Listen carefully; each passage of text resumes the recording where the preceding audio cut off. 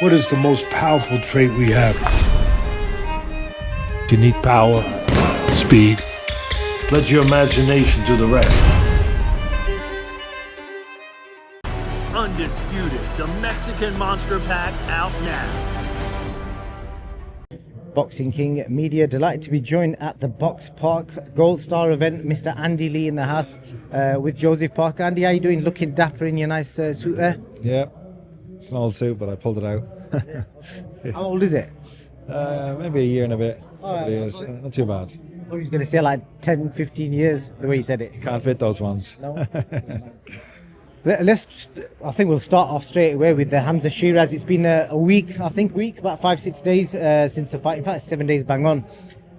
As a trainer, obviously the highs of that night, have you kind of like, has it all kind of digested away yet, or are you still kind of raving about it?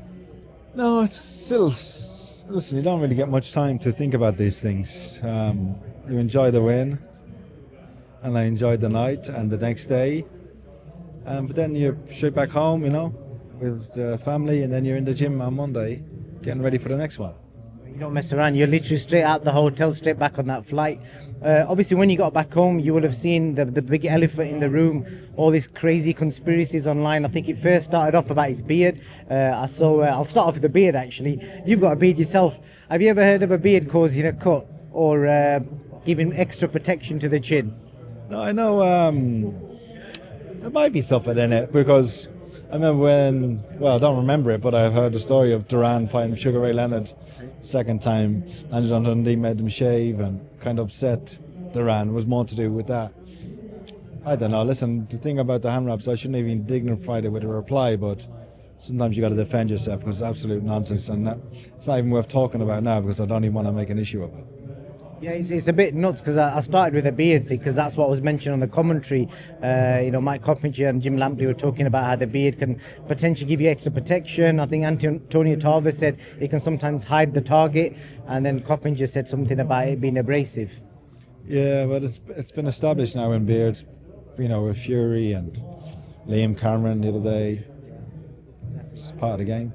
Exactly, makes no difference. And like you said there with the whole hand wrap issue, it wasn't Belanga himself, it was his missus and a few idiots online. Yeah, listen, that's anything for hits, isn't it, and views. I tell you, one of the things I will say, I'm going to say this to HAMZAH when I come back, there's nothing better in boxing when your biggest critic becomes a fan and raves about you. I don't know if you've ever seen Dominic Ingle's previous opinions about HAMZAH, but he was like mightily impressed. He picked him to win on points. He was incredibly impressed, and that must say a lot when your critic becomes a fan. Yeah, it's great. It's great. Listen, Dominic Ingle, we respect him. Respect his opinion on anything to do with boxing. So if he's praising HAMZAH, we're doing a good job.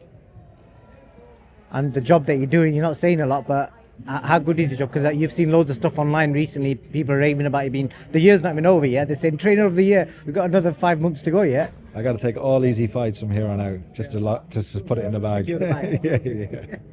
Well, talking of fights that could change that or alter that opinion, you've said Paddy is in camp. He's starting camp already. When can we expect an announcement on that? Hopefully soon now. I think it's just a few minor issues where the venue's going to be and what the actual date's going to be. But Paddy's training, we're working away, and just whenever it is, he'll be ready. And Joseph is here, and I think he said it himself, he doesn't really know what's happening next. He had a bit of a sizing up with USYK the other day. What do you think is realistically going to be next for him? That's my guess. He will fight anybody, but to be honest with you, it's the world title, and that, for me, and my advice would be not to entertain anything else but other than a world title fight. Okay. Tell me this, HAMZAH would have come back home and obviously reaped the plaudits from his family and friends. What was it like for you going back to Dublin? Yeah, it was nice. People who know boxing or are into it, then they'd recognise you, but it was just good to get home, see the children after being away for a while, and plan for the future. Kids must be happy. Did your kids watch it?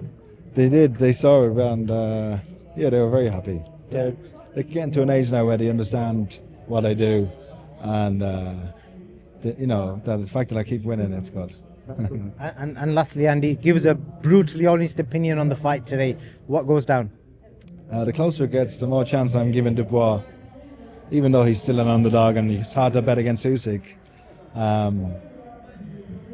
If he can employ the right game plan, if he can be relentless and willing to take a shot to give two or give one, you know, go forward, hit the arms, hit the elbows, hit him wherever he can, injure him, slow him down. He's got a chance. He's got a chance because he's a puncher. He was the last person in the ring against Alexander Usyk when he fought Tyson. A lot of the Dubois team are saying he's aged and they're saying he's an old man. But you tell me firsthand, did you see any sign of aging in that last fight? No, but with age is experience, and with it, like how smart he fights. He knows when to take his rest and he knows when to press the action. His fitness is phenomenal. He's got a smart team. They're sports science. They know, you know. And if he is getting older, they know how to train him for that.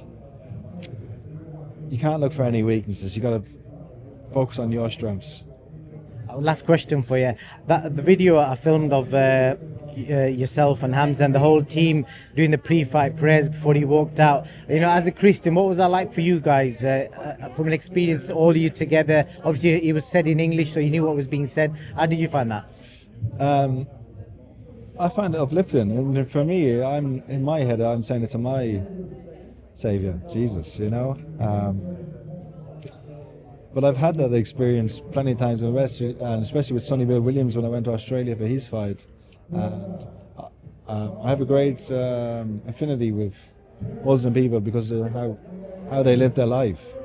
And it's a good way of life. And it's a good way for anyone to aspire to live. So I'm very comfortable with it, and it gave HAMZAH that extra little bit of motivation. Yeah, it's good to see that team bonding through different faiths, and that's the message you want to push, don't you? Because there's a lot of people trying to divide people out there, so it's good to bring people together. Yeah, and for me, you know, when you look at the fighters I train, Paddy, who's an Irish traveller, Ben, who's a devout Christian from Birmingham, HAMZAH, devout Muslim, Pakistani from London living in Dubai, and Joseph, Samoan, New Zealander. All different religions, all different faiths, all different walks of life, all different personalities and cultures, and it's a wonderful experience to train these guys. That's what boxing is, brings people together, and you're the man doing it. So Andy, thank you, brother. All the best with that Trade of the Year award. Give it to me. Yeah. The most powerful trait we have. You need power, speed. Let your imagination do the rest. Undisputed, the Mexican Monster Pack out now.